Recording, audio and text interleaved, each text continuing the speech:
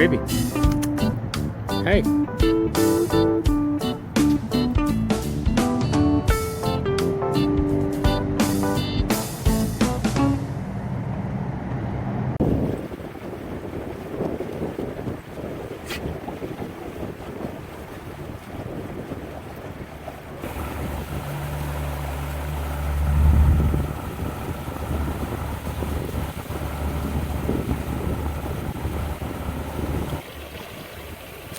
These are some kind of invention made to develop reefs. I guess they put these on the bottom of the ocean and then reefs develop. I was reading about it at Jimmy Buffett's sister's place.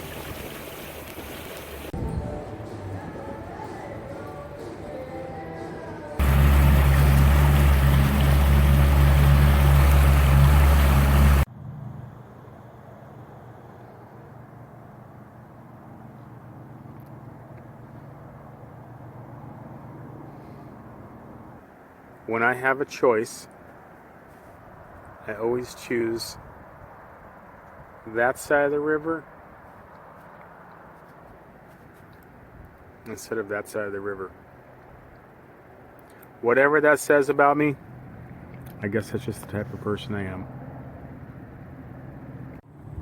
Hey guys, I found this really busy marina here on the Intercoastal, and there's some boats for sale. I think I'm gonna buy a new one. What do you guys think?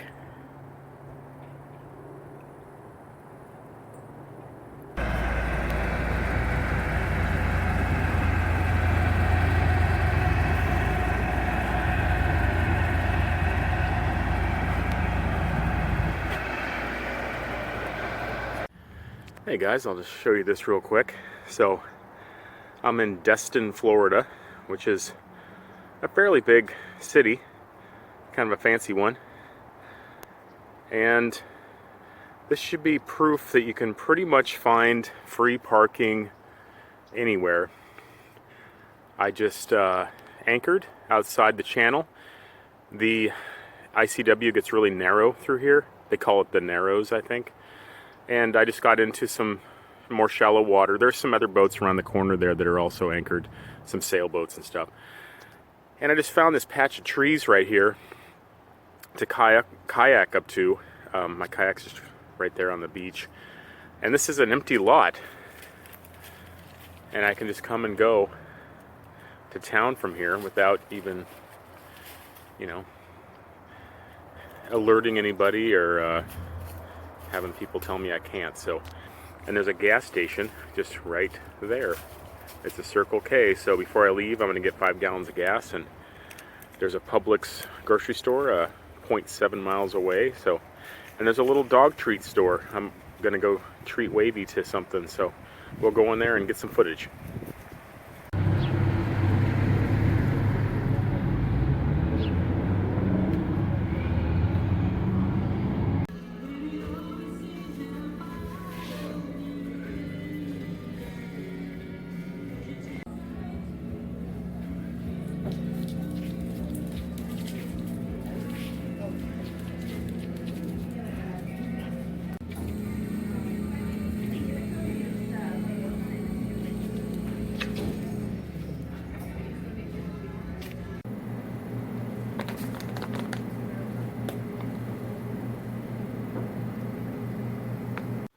What did you end up picking out?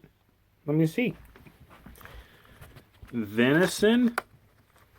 Yummy. You're eating better than me. I just get rice tonight. Wah, wah.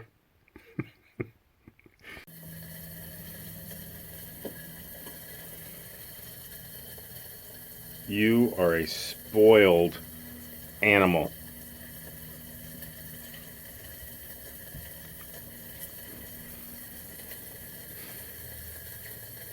You are a spoiled animal.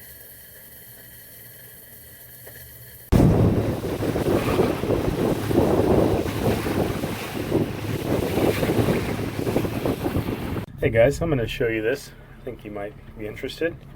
So I'm in the down at the very bottom of Panama City Bay here, and I'm in about 1.5 feet of water. I'm going to show you this. You can probably see the bottom, and it's all sand. And I haven't mentioned this, but my power trim and tilt has not been working for quite a while, and I haven't really needed it. But when I to get into anything much less than 2 feet, I have to kick up the motor a little bit. So what it is, I just jumped out and I put a stick under there and I lifted it up, but of course it's still drawing water, as you can see. And I'm gonna see how close I can get to one of these beaches here, because I think it stays around 1.5 feet. And I'm gonna anchor and I'm gonna walk to town. So I tilted the motor all the way up, and I walked the boat in as far as I could. I got within probably 5 feet of the shore. You can see I'm just floating in like 1.5 feet of water right now. And I tied it up to some really sturdy roots of a tree. And I'm gonna go see if I can find the inlet to a little river that comes in, and a bridge probably like 1/2 mile up crosses it. So I'm just trying to find this cool little way to get to town, but yet still have my own little private parking out here in Panama City Bay.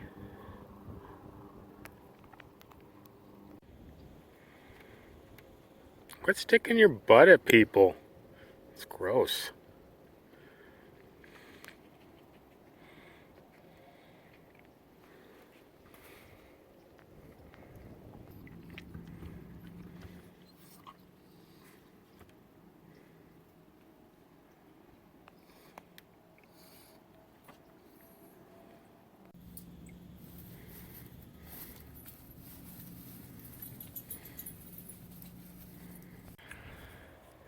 Right past this fence, I put a bottle in a tree right there. That's the entrance to that trail.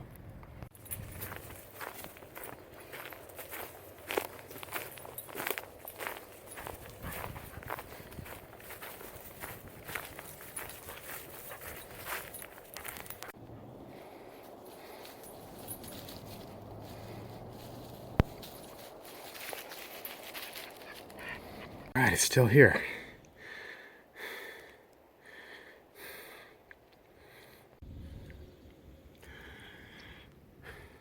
Look at this tree. How it's like an oak tree, some kind of, maybe a cypress, or it's got the Spanish moss hanging on it. It's beautiful.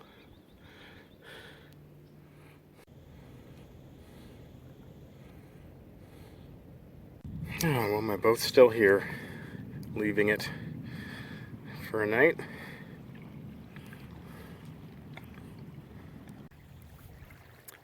Okay guys, so I do the dumb stuff and then figure out how to get out of it so you don't have to. I pulled this up on the beach last night, went to town, came back the next day, and the tide's gone out a little bit, so I'm gonna figure out how to unbeach this boat. I'll get back to you. Okay guys, well, I was poking and prodding and lifting and leveraging, and I got it to move a little bit, but nothing like just being patient and waiting for the tide to come in. I'm just, yeah, I don't know. Sometimes you just got to be patient and let nature do the work for you. This is pretty silly, but I know it'll float again. She'll float again. I'm out here in Panama City, near Panama City. Panama City's right over there. About 2 miles is 98, which goes along the shore there. And I got a friend who's renting a place there for the winter, so I went and visited, and I put my boat out here in the Tules and kayaked in, and You know, it would have been worse if I would come back and someone have, some ill-intentioned person have found the boat and looted it. So if this is my only trouble on this adventure, that's okay. So I'll keep you posted. I think she's gonna float again. Okay, so I moved the scooter. That's like almost 300 pounds I have removed off the front in hopes of dispersing the weight a little bit to see if I can get this boat to float. Stay tuned. I put these shells right at the edge of the water, and they're slowly getting submerged, which tells me that the tide's coming in. Why is it so hard to be patient? It's like, I'm good at killing time and drinking coffee and, you know, but as soon as you're like waiting for something, all of a sudden it just feels like time's passing slow. Funny how that works. I'll keep waiting for the tide. There's my little shells.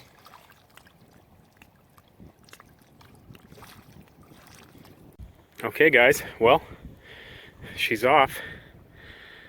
Tide came in. I lifted up this corner right here and she slid right off. We're floating again.